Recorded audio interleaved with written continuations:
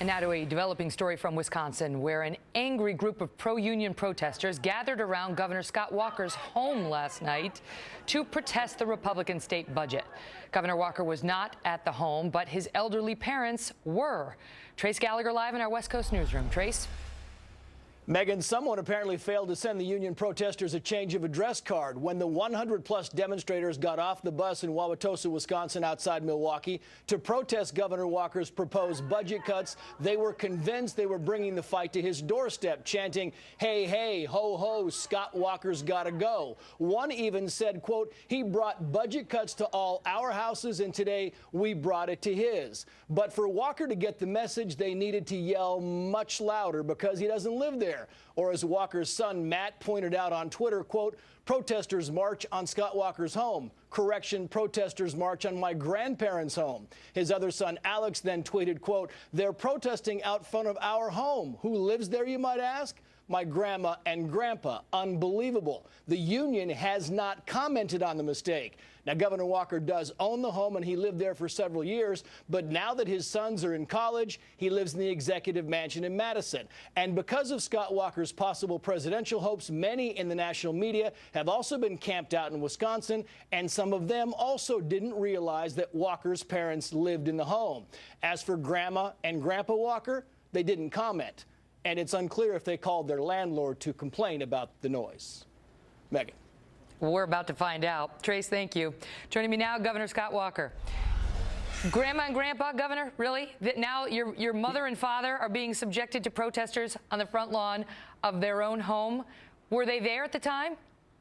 They were. I think my dad said this morning when I talked to him, he turned his hearing aid down a little bit. My mom is so wonderful. She was actually half tempted to send him some chocolate chip cookies outside because she sends those to our neighbors all the time. But my neighbors are kind of bummed because normally she's dropping off chocolate chip cookies, and it was a little hard for her to go out and do that. I mean, was this a nothing burger for them, or were they, a little put off? I guess how old are they? In their 70s? Yeah, they're in their mid-70s, and this is one, unfortunately, 4 years ago, they have some experience in this. They were living there since I started out as governor. They've lived with us when my parents moved in. My kids were still in high school back then, so we tried to come home each night. And we had points where there were literally thousands of protesters in the height of it 4 years ago. And my mom not only had a protester out in front of her house, she actually had someone chase my youngest son and her down the aisle at the grocery store just to yell at them 4 years ago. I think those sorts of things, though, backfire. I mean, Governor, it's too much, right? It's like these folks have a right to be angry if they don't like the state budget proposals, and they've been controversial. They're going to make cuts to the colleges in Wisconsin. But don't you think it goes too far, whether the politician is a Republican or a Democrat, to go to a person's home? Yeah, 4 years ago, in the height of the protest, I had someone a Republican lawmaker who was from Janesville, used to be a union member, actually a union leader in one of the unions where the old GM plant was. And he said we would go and protest sometimes at the plant. We would protest by the manager's office. We would never go to the manager's personal home because that's crossing the line. But yet that's what they did repeatedly with the protests, with the death threats. Now, we haven't had those kind of threats that we had 4 years ago, but we have some of the same sorts of personal protest out in front now. And I just think in the end it backfires because good people, at least here in the Midwest, realize you can have your disagreements, but really taking it out in front of someone's home, particularly with elderly parents, that's a little too much. Right, and apparently they have not yet apologized. They don't, I guess, feel any remorse about Pat and Lou sitting inside looking out the front window like, oh no. All right, let's talk about other potential backfiring because last week, Governor Howard Dean, your friend, who used to govern the state of Vermont, basically told the world they need to worry about whether you are a dum-dum because you did not finish college. You left in your senior year, and here's what he had to say about that. Scott Walker, were he to become president, would be the first president in many generations who did not have a college degree. The issue is, how well educated is this guy? And then we're going to Washington, D.C. to take back the White House! Yeah! And that's a problem. Are you serious? I am absolutely serious. I like that. I like that line. That was a good line. Yeah. He said there are a lot of people who are going to worry about that. And you say? I said it's interesting. That's kind of the elitist, government knows best, top-down approach from Washington we've heard from years.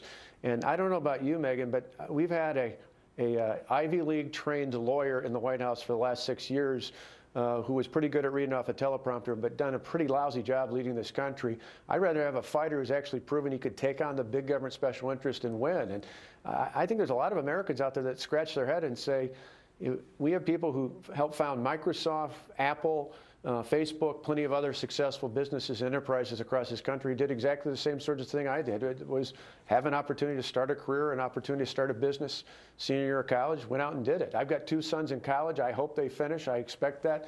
My wife and I are helping to fund their pathway along with the hard work they put in.